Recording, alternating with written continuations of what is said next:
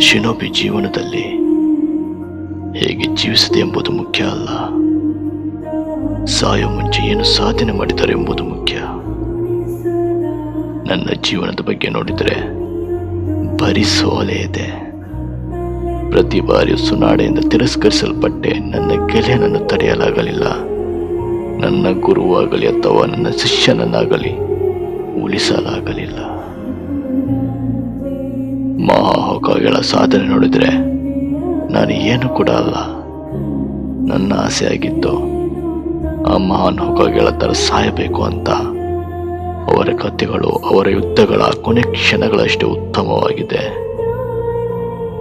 ಕಥೆಯಲ್ಲಿ ತಿರುವುಗಳು, ಅವುಗಳಲ್ಲಿ ತಪ್ಪುಗಳು ಕೂಡ ಅಷ್ಟೇ ಶ್ರೇಷ್ಠವಾದದ್ದು. ನಾನು ನಂಬಿದ್ದೆ ನಾನು ಕಲಿತ ಪಾಠ ನನ್ನಲ್ಲಿ ಅಳವಡಿಸಿ ನನ್ನ ಎಲ್ಲ ಸೋಲುಗಳನ್ನು ನಾನು ಮಾಡೋ ದೊಡ್ಡದೊಂದು ಸಾಧನೆ ಮುಚ್ಚಿ ಹಾಕುತ್ತೆ. ಹಾಗೂ ನಾನು ಕೂಡ ಒಬ್ಬ ಮಹಾನ್ ಹೊಕಾಗೆಯಾಗಿ ಸಾಯುತ್ತೇನೆ.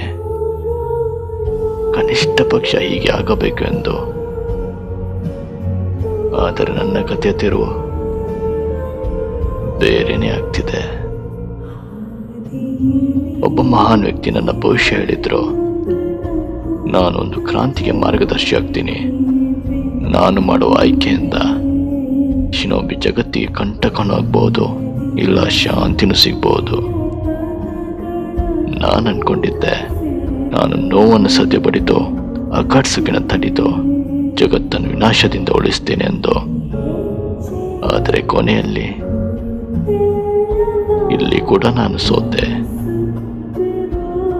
ಏನ್ ಕರ್ಮ ಅಲ್ಲ. ಧೀರಜಿರಾಯನ ಕತೆ ಎಷ್ಟು ದುಃಖದಿಂದ ಕೂಡಿದೆ.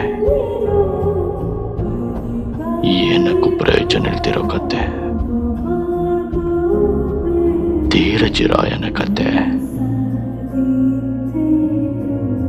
ಈ ಕಥೆಯ ಶೀರ್ಷಿಕೆ